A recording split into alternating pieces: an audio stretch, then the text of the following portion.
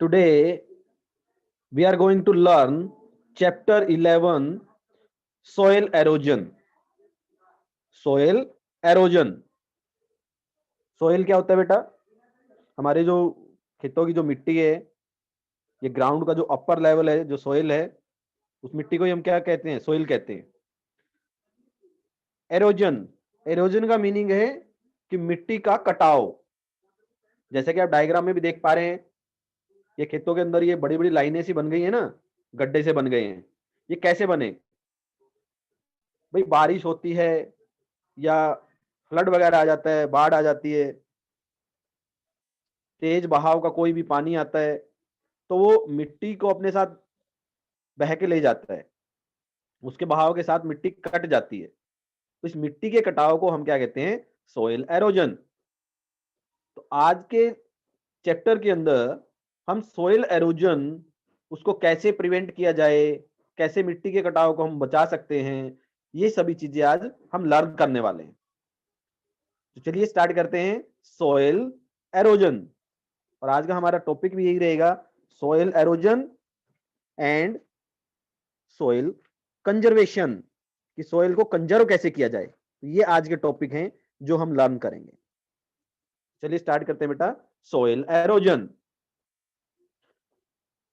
Water cover 71% of earth surface, the rest is land। तो अगर हम अपनी पूरी अर्थ की बात करें तो अर्थ पे 71% जो पार्ट है, 71% पार्ट, ठीक है, तो उस पे क्या है? वाटर है। और बाकी जो बचा हुआ है उस पे क्या होगा? वो लैंड है, वो धरती है। ठीक है। तो अगर हम पार्ट्स में बात करें तो नियर अबाउट 3 पार्ट में वाटर है और 1 पार्ट क्या है? लैंड है। अगर पूरी अर्थ को हम 4 पार्ट में डिवाइड करें तो 4 पार्ट में से जो 3 हिस्से हैं उस पे तो पानी है और एक हिस्से पे धरती है। तो इतनी सारी जगह पे हमारे पास पानी है। ठीक है। Much of the earth surface is covered by soil. और बहुत सारा जो अर्थ का सरफेस है वो सॉइल से ढका हुआ है। सॉइल मींस जो मिट्टी है उससे ढका हुआ है, covered by soil. Most terrestrial life form depend upon soil for their survival। Terrestrial life, अब दो तरह की लाइफ हमारी, एक तो एक्वेटिक जो पानी के अंदर रहती है, और जो लैंड पे रहती है, धरती पे रहती है, उसको हम कहते हैं टेरेस्ट्रियल। हम कौन है? हम भी टेरेस्ट्रियल लाइफ है। बहुत सारे एनिमल, बहुत सारे प्लांट जो अर्थ सरफेस पे पाए जाते हैं, लैंड पे पाए जाते हैं, उनको हम कहते हैं टेरेस्ट्रियल लाइफ। तो बहुत सारी हमारी जो टेरेस्ट्रियल लाइफ है, जो धरती पे, लैंड पे जो रहने वाले जो प्राणी हैं, सकते हैं किसी भी तरह की खेती बाड़ी होगी? नहीं हो पाएगी। सोइल की वजह से ही होती है। और सोइल भी हर जगह की सोइल एक जैसी नहीं होती है। कहीं पे उपजाऊ मिट्टी होती है, कहीं पे नहीं होती है। तो बहुत सारी चीजें जो हमारी है, ठीक है, हमारी जो लाइफ है वो सोइल पे डिपेंड कर रही है। तो most terrestrial life form depend upon soil for their survival. Plant take nutrient from soil. Soil के अंदर कुछ पोषक तत्व होते हैं, न्यूट्रिएंट, वो उनको लेते हैं। ठीक है। Soil also provide shelter to the large variety of animal. मिट्टी के अंदर बहुत सारे एनिमल रहते हैं, तो सोइल क्या करती है? उनको रहने के लिए जगह देती है। शेल्टर, शेल्टर होता है कोई रहने की जगह। जैसे हम घर के अंदर रहते हैं तो हमारे लिए वो शेल्टर है। ठीक है। बहुत सारे एनिमल्स फॉरेस्ट में रहते हैं तो फॉरेस्ट उनके लिए शेल्टर है। ऐसे ही बहुत सारे ऑर्गेनिज्म हैं, बहुत सारे एनिमल हैं, छोटे छोटे एनिमल हैं जो सोइल के अंदर भी पाए जाते हैं। तो उनका जो घर है, रहने की जगह, वो कहाँ होगी? उनका जो शेल्टर है वो कहाँ होगा? सोइल के अंदर होगा। तो soil also provide shelter to large variety of animal. बहुत सारे एनिमल्स को शेल्टर प्रोवाइड करती है soil. Soil erosion. What is soil erosion? Soil does not remain same. Soil कभी भी एक जैसी नहीं होती। It keep changing due to its constant exposure to sun, wind, rain, ocean current, and the other natural forces are through human activity such as cutting of tree। Soil कभी एक जैसी नहीं रहती। इट कीप चेंजिंग, ये change होती रहती है due to the constant exposure to sun. Constant exposure, exposure क्या है बेटा? एक्सपोजर रहेगा the state of being in contact with something. जब हम किसी के कांटेक्ट में रहते हैं उसको एक्सपोजर कहते हैं। यानी कि सोइल किसके साथ एक्सपोज है, तो सबसे ज्यादा सन, हमेशा सन की लाइट आती रहती है, विंड तेज हवाएं, रेन बारिश आती है, ओशियन करंट, ओशियन यानी कि ओशियन समुद्र की तरफ से जो हवाएं चलती है, and the other natural forces जैसे फ्लड आ गया है, बाढ़ वगैरह आती है, सूखा पड़ जाता है। तो ये बहुत सारे कारण हैं जिसकी वजह से सोइल चेंज होती रहती है। और कटिंग ऑफ ट्री, ट्री के कट करने से भी सोइल जो है चेंज होती रहती है। जहां पे ज्यादा ट्री होते हैं वहां की सोइल काफी हार्ड होती है, एक दूसरे को कंबाइन करके रखते हैं, पकड़ के रखते हैं, ठीक है, क्लोजली पैक्ड होती है। और जहां पे बिल्कुल पेड़ नहीं होते वहां की सोइल लूज हो जाती है, जो मिट्टी है वो लूज हो जाती है, फिर वो हवा के साथ, पानी के साथ, रेन वाटर के साथ जल्दी से बह जाती है, जल्दी से उड़ जाती है, उसका एरोजन हो जाता है, ठीक है। तो इसलिए ट्री भी सोइल एरोजन को बचाते हैं। तो ये कुछ कारण हैं जिसकी वजह से सोइल चेंज होती रहती है। As a result of these forces, ये जो नेचुरल फोर्सेज हैं, सन है, विंड है, रेन है, ओशियन करंट है, कटिंग ऑफ ट्री है, जो टॉप लेयर है सोइल की, ऊपर ऊपर की जो लेयर है वो एरोड हो जाती है, कटाव हो जाता है, और इस कटाव को हम कहेंगे soil erosion. As the result of these forces the top soil often shifted from one place to another, एक प्लेस से दूसरे प्लेस पे टॉप सोइल शिफ्ट हो जाती है। This removal of fertile top soil is called soil halogen. Removal of fertile top soil is called soil halogen. तो question यही बनता है, व्हाट इज सोइल एरोजन। तो सोइल एरोजन में आप कहेंगे removal of fertile top soil is called soil halogen. इसका underline कर सकते हैं। सोइल एरोजन की डेफिनेशन कि क्या होता है सोइल एरोजन, जो मिट्टी की जो टॉप लेयर है, हमारी जो खेतों की जो ऊपर ऊपर की जो मिट्टी है बेटा वही उपजाऊ होती है। अगर हम काफी नीचे तक गड्ढा बना के खोद देना उसको, फिर वहां पे उपजाऊ मिट्टी नहीं होती।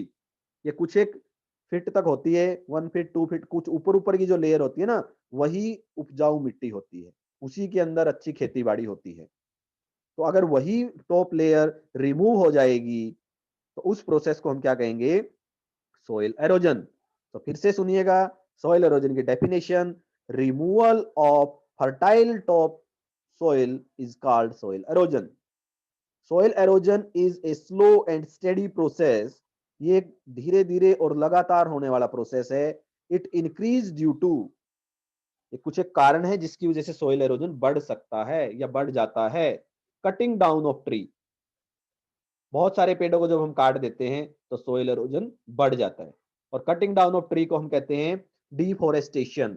डिफोरेस्टेशन, अगर आप लोगों से कोई पूछे कि व्हाट इज डिफोरेस्टेशन, तो आप तुरंत से जवाब देंगे cutting down of tree. Cutting of tree, बहुत सारे ट्री को हम काट देते हैं, उसको हम कहते हैं डिफोरेस्टेशन। और डिफोरेस्टेशन अगर होगा तो सोइल एरोजन बढ़ जाएगी, मिट्टी का कटाव बढ़ जाएगा। हैवी रेनफॉल, बहुत ज्यादा हैवी रेनफॉल हो जाए कभी भी सोइल एरोजन इंक्रीज हो जाती है। स्ट्रॉन्ग विंड्स, तेज हवाएं चले, बहुत तेज हवाएं चले, वो भी सोइल को एरोजन कर देती है, सोइल एरोजन करती हैं। Over grazing of kettles, cattle होते हैं एनिमल, ठीक है, और ओवर ग्रेजिंग, ग्रेजिंग होता है उनको हम जब घास को चराने के लिए लेके जाते हैं, खिलाने के लिए लेके जाते हैं, ठीक है। अगर एक जगह पे बहुत सारे एनिमल इकट्ठे हो जाएं और पर्टिकुलरली उसी जगह पे वो घास को खाते रहें या वहां के छोटे छोटे जो ट्री है उनको खा जाएं, उसको हम ओवर ग्रेजिंग कहेंगे। तो जब वहां पे प्लांट ही नहीं बचेंगे तो वहां की मिट्टी जो है सोइल, वो धीरे धीरे पानी के साथ, हवा के साथ वो कट के बह जाएगी, तो उससे भी सोइल एरोजन इंक्रीज होगा। Effects of soil erosion, soil erosion के क्या क्या प्रभाव पड़ेंगे, इससे क्या क्या हानियां होती हैं, वो हम पढ़ेंगे। It washes away the fertile topsoil, making land barren and unproductive. तो सोइल एरोजन क्या करती है, जो टॉप फर्टाइल सोइल है वो वॉश अवे हो जाता है, वो बह जाता है पानी के साथ या तेज हवा के साथ। Making land barren and unproductive, barren land बोलते हैं कि ऐसी मिट्टी जहां पे बहुत कम कोई पेड़ पौधे, किसी भी तरह की वेजिटेशन होती है बहुत कम अमाउंट में, ठीक है। अनप्रोडक्टिव, जहाँ पे पैदावार ही ना हो, तो जहाँ पे पैदावार नहीं होती, बहुत कम घास फूस पेड़ पौधे बहुत कम हो, ऐसी लैंड को बैरन और अनप्रोडक्टिव लैंड हम कहेंगे, अनप्रोडक्टिव पैदावार ही ना हो। और अगर सॉइल एरोजन होगा तो जो लैंड है वो बैरन और अनप्रोडक्टिव बन जाएगी। It also deposits unwanted sand and other type of soil over the productive soil. जो हमारी प्रोडक्टिव सॉइल है, सपोज करो बाढ़ आ जाती है, जो खेतों में हमारी पैदावार होती है, उन खेतों के अंदर कहीं दूसरी जगह से मिट्टी आके जमा हो जाती है, और वो ऐसी मिट्टी होती है जो अनप्रोडक्टिव होती है, जिसमें पैदावार नहीं हो सकती। तो ये भी सोइल एरोजन का ही प्रभाव होता है। It also deposit unwanted sand and other type of soil over the productive soil. जो अच्छी पैदावार वाली मिट्टी है उसके ऊपर बिना पैदावार वाली मिट्टी या सोइल इकट्ठा हो जाती है। किसकी वजह से? सोइल एरोजन की वजह से। थर्ड टाइप है बेटा, it reduces the capacity of water body to carry large volume of water, thus causing flooding. It reduces the capacity of water bodies to carry large volume of water. ठीक है, जो water bodies हैं जैसे river है, pond है, lake है, इनकी जो वाटर को होल्ड करने की कैपेसिटी है ना, वो कम हो जाती है, रिड्यूस हो जाती है, जिसकी वजह से क्या आ जाती है? बाढ़ आ जाती है, कॉजिंग फ्लडिंग, बाढ़ का आना। ऐसे ही होता है, नदियों के अंदर बहुत सारा पानी है और उसके साइड से मिट्टी कटने लग जाए, सॉइल एरोजन हो जाए। अगर मिट्टी का कटाव होगा तो पर्टिकुलर रिवर है, ठीक है, या पोन्ड, लेक, अगर उसके साइड से मिट्टी का कटाव होना स्टार्ट हो जाए तो धीरे धीरे वहां से पानी निकल के आसपास के एरिया में चला जाएगा, जिसकी वजह से क्या हो जाएगी? फ्लडिंग हो जाएगी, बाढ़ आ जाएगी। तो वो भी सोइल एरोजन का ही कारण है, सोइल एरोजन की वजह से होता है। Cause of soil erosion. अब सोइल एरोजन होती क्यों है, इसके क्या कारण है, कौन कौन से कारण रहेंगे सोइल एरोजन के? There are two main cause of soil erosion, water and wind. Water और विंड, पानी और तेज हवा। विंड हम पहले भी पढ़ा था, विंड एनर्जी में। What is wind? Moving air को ही हम क्या कहते हैं? विंड कहते हैं ना। यस, तो विंड की वजह से भी क्या होता है? हमारा सोइल एरोजन होता है। वाटर, तेज बहाव का पानी है, उसकी वजह से भी सोइल एरोजन होता है।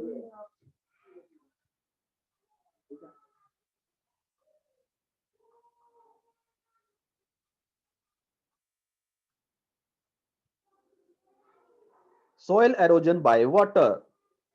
Soil in a hilly area is washed away by rainwater and river and is carried down to the plain.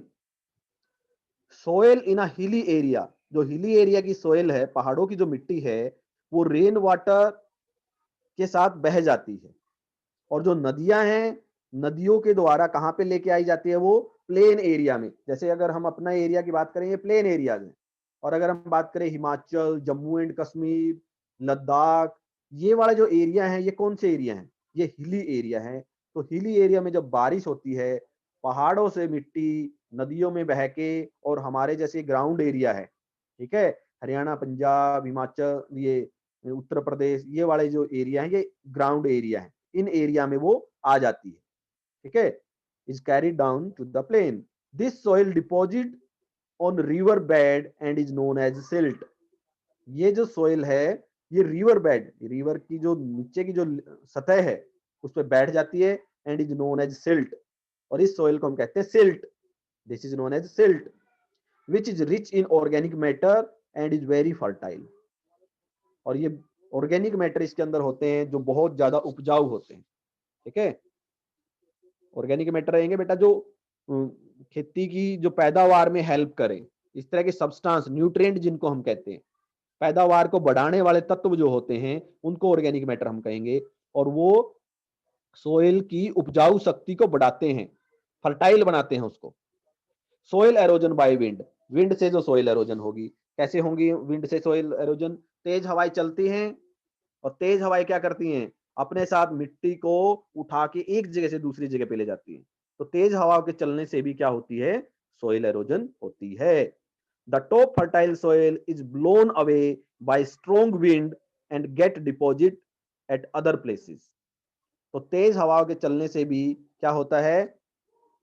जो सोइल है वो एक प्लेस से ब्लो होके, उड़ के दूसरे प्लेस पे डिपॉजिट हो जाती हैं। तो इस प्रोसेस से भी क्या होता है? सोइल एरोजन होता है।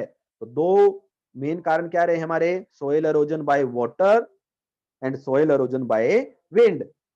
मिट्टी का जो कटाव है वो पानी की वजह से भी होता है। तो देखिएगा बेटा, इस तरह से आप डायग्राम में भी देख पा रहे हैं, आपकी बुक को भी आप ओपन करके रखें, बुक के 103 पेज पे, सॉरी 101 पेज पे देखिएगा, 101 पेज पे soil halogen by water and soil halogen by wind. आप देख पा रहे हैं खेतों के अंदर कितना बड़ा मिट्टी का कटाव हो गया है।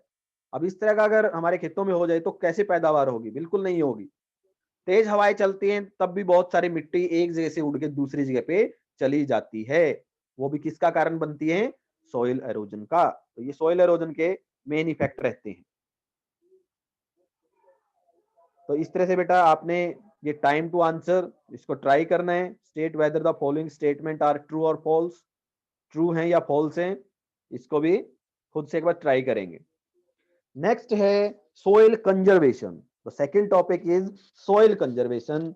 सोइल को कैसे कंजर्व किया जा सके, कैसे सुरक्षित उसको हम रख सकते हैं, अपनी मिट्टी को कैसे सुरक्षित रखा जा सकता है।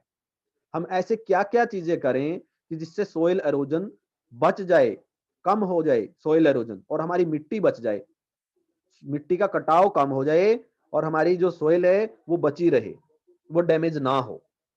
हमारे खेतों की मिट्टी अगर उड़ के चली जाएगी तो हमारी पैदावार उसमें बिल्कुल नहीं होनेगी, बिल्कुल खेत डैमेज हो जाएंगे। तो उसको हमने बचाना है, उसके लिए क्या स्टेप हम कर सकते हैं, दैट इज सोइल कंजर्वेशन।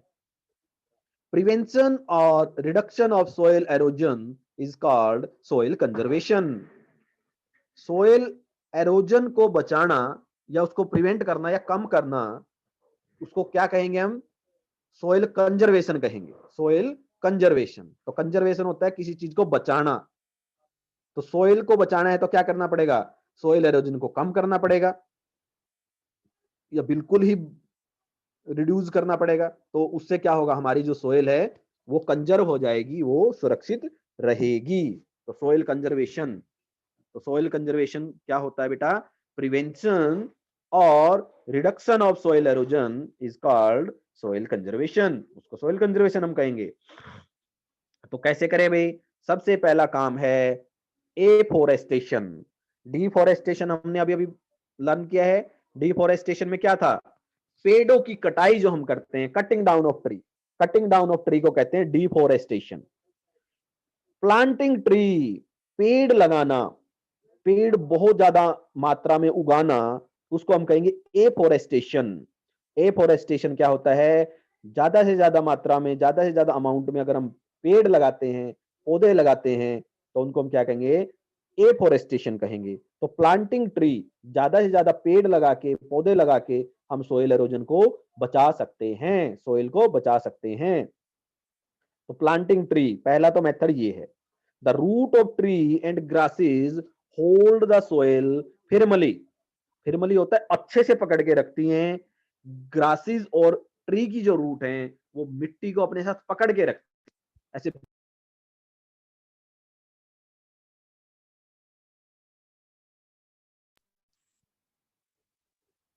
तो जो root of tree and grasses hold the soil firmly and thus prevent it from being easily washed or blown away। जो हमारे ट्री और ग्रासेस की रूट हैं वो सोइल को पकड़ के रखेंगी अच्छे से, और पानी या हवा के साथ उसको बहने नहीं देंगी, तो इससे वो उसको प्रिवेंट करेंगी। So the tree and grasses are planted to convert land into forest and to prevent the soil erosion from being एरोडेड।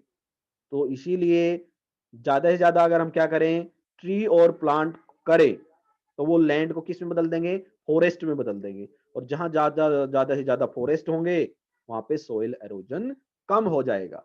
Soil halogen कम होगा तो जो हमारी सोइल है वो कंजर्व हो जाएगी, वो बच जाएगी, सुरक्षित रहेगी। तो इसलिए हम सभी को क्या करना चाहिए, ज्यादा से ज्यादा मात्रा में।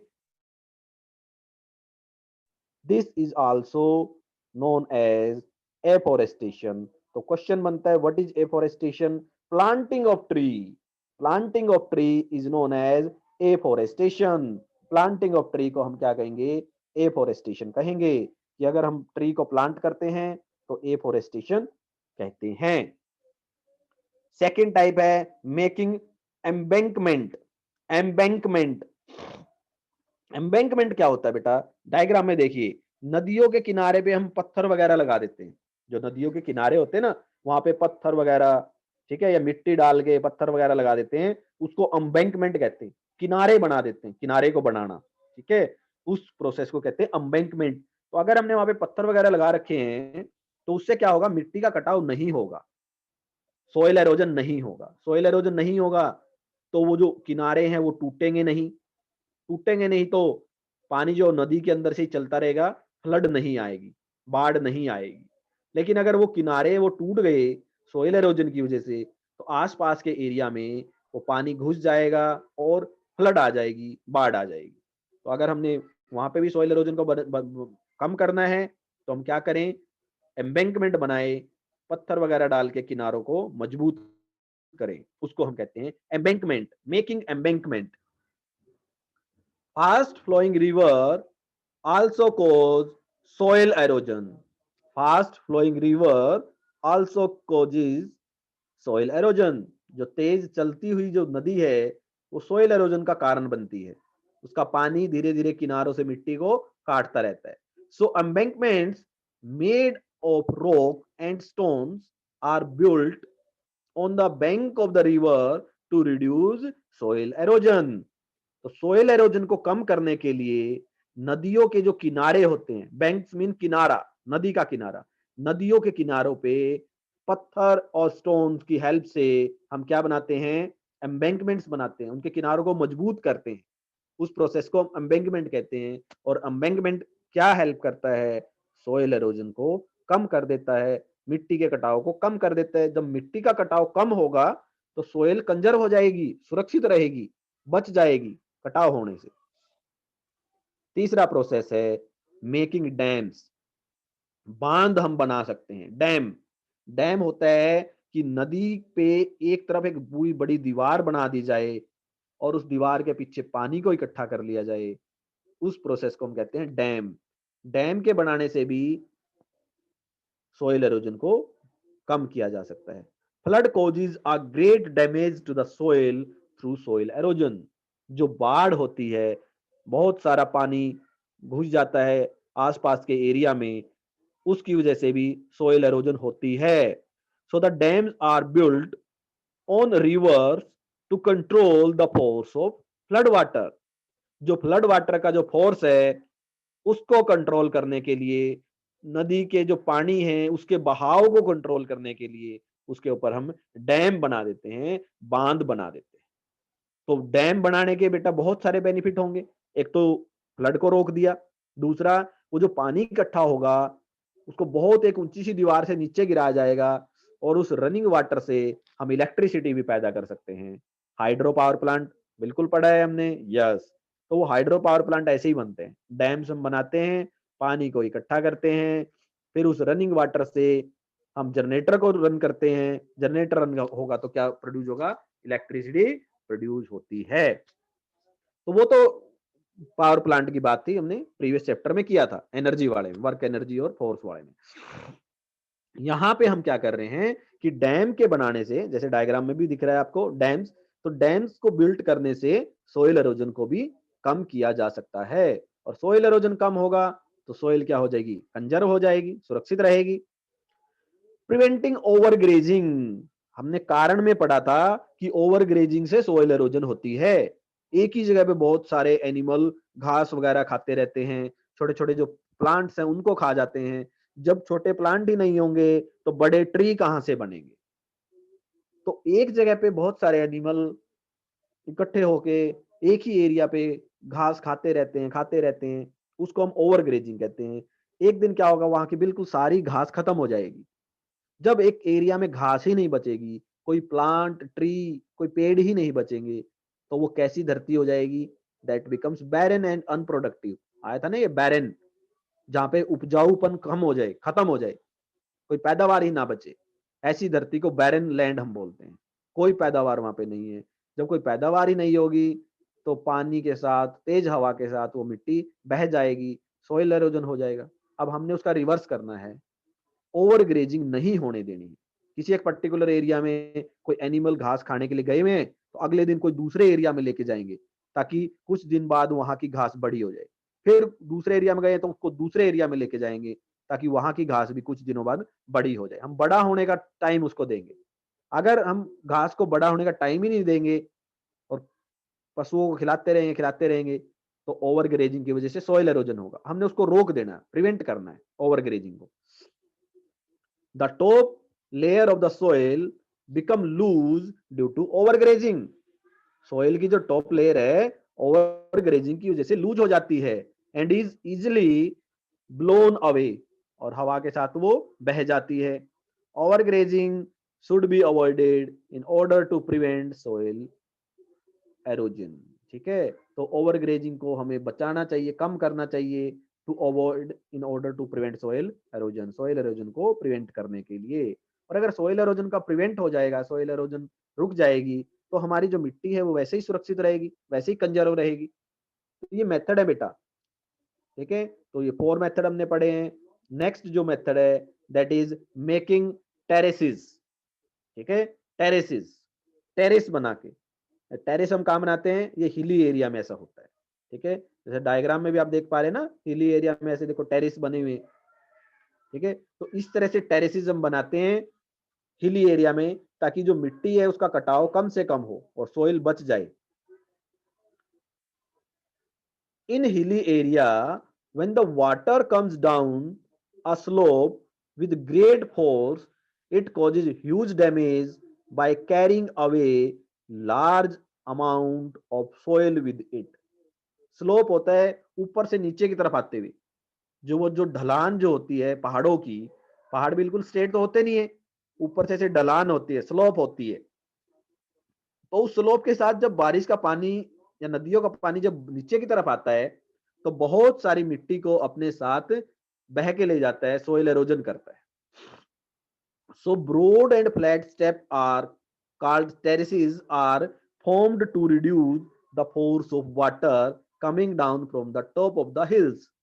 अब पहाड़ के जब ऊपर से जो पानी आएगा उसकी जो फोर्स को कम करने के लिए, बहते हुए पानी की फोर्स को कम करने के लिए, जैसे हमारी स्टेप नहीं होती हैं, सीढ़ियां जो होती हैं ऊपर चढ़ने के लिए, इस तरह के स्टेप्स बना दिए जाते हैं, ऐसे सीढ़ियां सी बना दी जाती हैं जिसको हम टेरेसेस कहते हैं। ठीक है, अब देख पा रहे होंगे डायग्राम में, देखो ऐसा लगता है ना जैसे सीढ़ियां बनी हुई हैं ऊपर जाने के लिए, नीचे आने के लिए।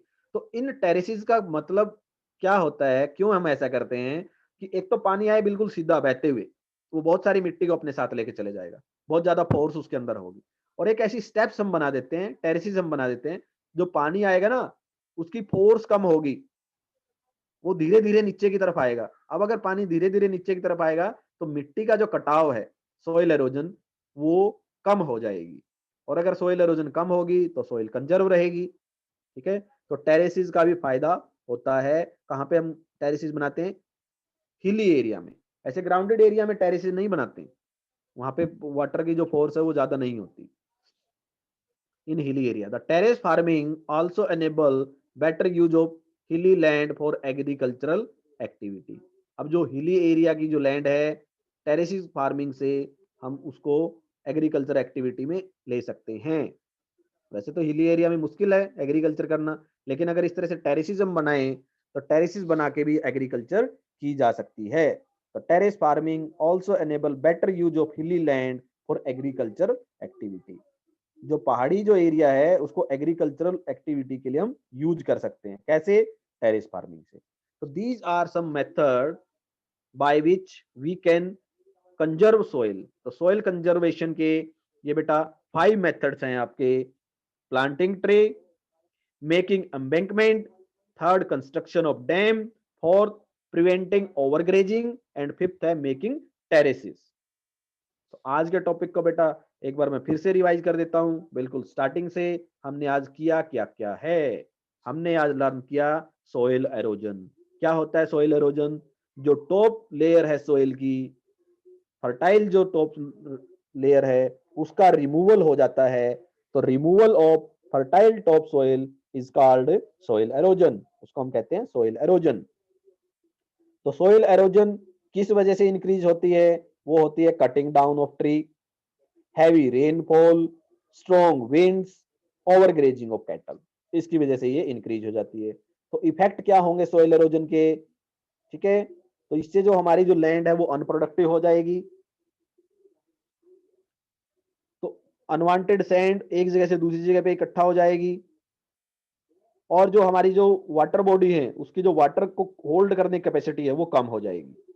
कॉज ऑफ सॉइल एरोजन, इसके क्या क्या कारण हैं, सॉइल एरोजन किस वजह से होती है, तो सॉइल एरोजन होती है वाटर की वजह से, पानी की वजह से। भाई तेज बहाव का पानी आ जाए, बारिश का पानी है, बाढ़ का पानी है, तो उसकी वजह से भी सॉइल एरोजन होती है।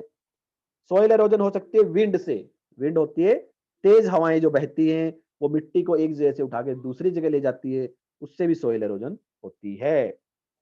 नेक्स्ट है बेटा हमारा सोइल कंजर्वेशन, कि सोइल कंजर्वेशन क्या है। सोइल कंजर्वेशन है कि प्रिवेंटिंग और reducing of soil erosion. Soil erosion को या तो हम बिल्कुल खत्म कर दें, प्रिवेंट कर दें, या फिर उसको कम कर दें। अगर हम खत्म भी नहीं कर सकते, उसको कम कर दें किसी मेथड से, तो उसको हम कहेंगे सोइल कंजर्वेशन, कि मिट्टी को सुरक्षित रखना, soil conservation.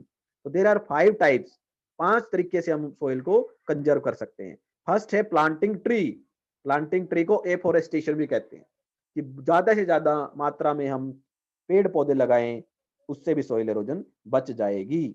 Second method making embankment, नदियों के किनारे पे पत्थर डाल के, मिट्टी डाल के उनको हम पक्का बना दें, ठीक है, ठीक है, सीमेंट वगैरह वहां पे हम लगा के उसको पक्का बना दें, पत्थर वगैरह डाल के, उससे भी सोइल का जो एरोजन है, मिट्टी का कटाव कम होगा, तो सोइल कंजर्वेशन होगी। कंस्ट्रक्शन ऑफ डैम, बांध बना के नदियों पे, जहां पे तेज बहाव का पानी होता है वहां पे हम डैम बना दें, तो डैम के बनाने से भी सोइल कंजर्वेशन होगी।